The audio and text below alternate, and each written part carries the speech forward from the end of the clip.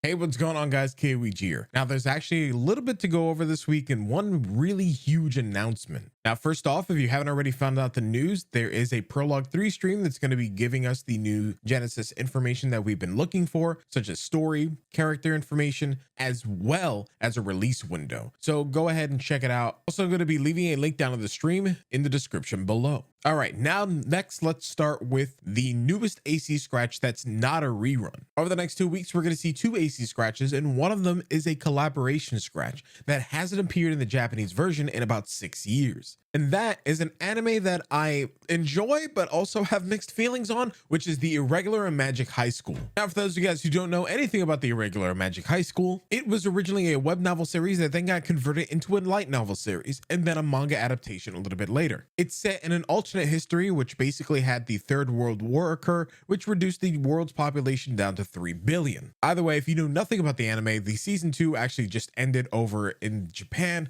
and it's actually really cool that we're getting the collaboration now. Also, it was developed in season 1 by Studio Madhouse, so at least season 1 is incredibly worth watching, but Studio 8-Bit, who took over season 2, did an incredible job, and there's also some really interesting news that might arise from this as well. Seeing the Irregular Magic High School get a collaboration in PSO2 Global is actually a huge news to me personally, because it's actually still licensed by Aniplex of America. So for those of you guys who don't know anything about that, that means that, well, there's still a solid chance that we might be able to get a Fate collaboration. I mean, I'm gonna hold out hope here real quick, because I'm gonna say it right now, it's a potentiality at this point now. Another cool thing about the scratch is that a lot of people are probably going to be going for it, considering the fact that a lot of casual styles actually come out from this scratch as well. There's going to be a lot of outerwears, a lot of trench coats, varsity jackets, and so on and so forth. For those of you guys who have been looking for casual styles, then this is a scratch that is immediately going to catch your eye. Now, we are getting another throwback scratch as well, and this is actually one with a ton of fashion that was incredibly popular during episode 5 that a lot of you guys will be interested in, especially considering the fact that it has a lot of really good looking cast parts as well as hairstyles, and then everyone's favorite Zoe masks, which a lot of people are actually looking for, considering the fact that it's like 120 mil on ship 2, and then also it has Booba. Now, another thing that we're going to be getting is the Swirling Inferno on the Arc ship, which is basically what people will refer to as Burning Rangers, which is the song that'll be playing during that Urchin Quest. Now, it seems to me that I'm not sure if this was a typo or if this was something that was intended, but it's going to have a 60-minute time limit and is in fact repeatable. Coffee will then give you a series of rescue guns, which will basically allow you to take down the flames. Your entire objective of this point is actually to clear the flames to be able to save as many citizens as you possibly can. And upon completing, every time you do the mission, you will get 100 Rising Weapon Badge 5s. Now, I'm not sure if this is actually, like I said, the 60-minute is a typo or anything like that. Maybe that's the entire duration of where it's supposed to be in the calendar, although the calendar itself still shows a 30-minute window. But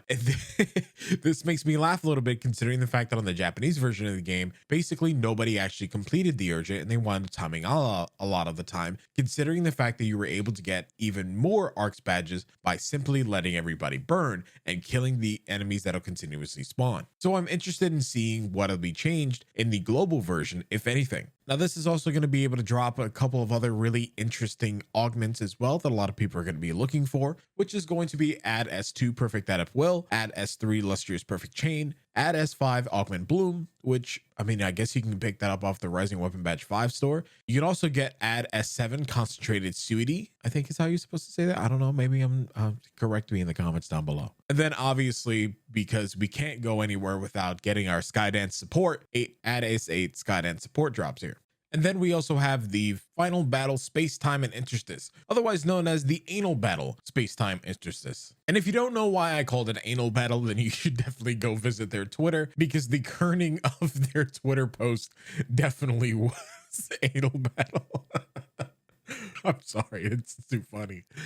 Anyway, this is really cool because you're able to get a ton of drops here. There's a lot of things that'll drop as you get to depth 41 and above. I'll be making a video about that later, but this is a solo SODAM fight that you'll be able to complete up to 10 times a day. So you'll basically be done with it in 10 days if you are able to get it done that well. There's a 15-minute lockout timer between each run, and the boss has definitely a lot of HP. There's a lot of cool things that are able to drop as a completion reward, such as aggressive will 2, perfect add-up will, precision will, and then going all the way up to Skyline support when you reach depth 80. I guess the biggest thing besides a lot of the drops that are going to be able to be obtained beyond depth 41 is the fact that as you get all the way up to depth 95 and you clear depth 95, you are able to get a total of 750 star gems. So yeah, that's a lot. Now I have to give it to the way that they introduced the Xbox and Windows 10 incentives, because I think that that's incredibly clever. It's been a year since the Xbox One and Windows 10 store have launched in PSO2 respectively, and now they're actually giving us another incentivized reason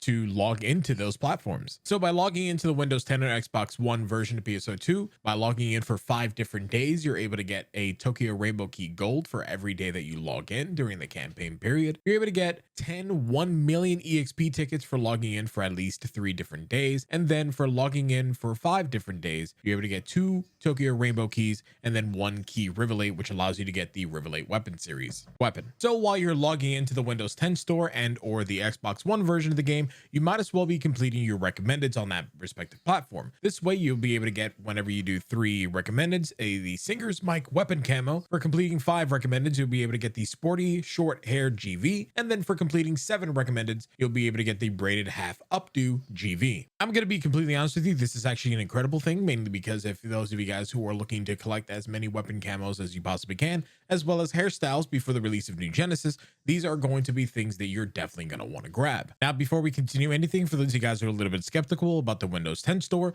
they actually had a huge maintenance a while back that fixed a lot of the way that the Windows 10 store wound up operating with PSO2. So for the most part, everything seems to be in working order now. Now, one more thing that they want us to know is that they do have a survey that's going to be going out, and by completing it, you'll be able to get 40 star gems. The survey basically will ask you if you know any of these several artists that will appear in the survey and which ones are your favorite. It ranges from anywhere between global music, such as things like Billie Eilish and Ed Sheeran, and all the way into DaBaby, which I think is hysterical. And then you also have things into Japanese idols and bands such as Baby Metal and Hikaru Utada. I know I said a lot of the names wrong for the most part, but it's okay. I'm just speaking quickly. I'm going to be leaving a link down to the webpage below. That way you'll be able to click it to start the survey and get your free 40 star gems. My assumption with a survey like this is mainly because they want to see what kind of music direction they should be going into, or at least gain some inspiration from when it comes to some of the later things that we might be hearing in Phantasy Star Online 2 New Genesis. So hey, who knows? Anyway, I think this is a good place to close out the video. At the time of recording, they didn't actually show off any of the campaigns that are going to be for the week, and all the campaigns that we currently have end on the 21st, which is next week, which is also the time that we're going to be getting the Prologue 3 stream. So I have my, my tinfoil hat on because I'm not entirely sure what is going to be going on. I'm hoping this means that they're going to be announcing some really good stuff, as well as letting us know that the graphics engine update is going to be coming soon, but who knows? We might be in for a treat or two, especially with the global beta for New Genesis being right around the corner, and with us getting information on the actual release date of New Genesis itself. So there's a lot of things to be excited for, especially now we're getting the collaborations that we've been looking for, and just a ton of other stuff. So anyway, guys, stay awesome, stay beautiful, and I'll see you guys in the next video. Peace. I'm out.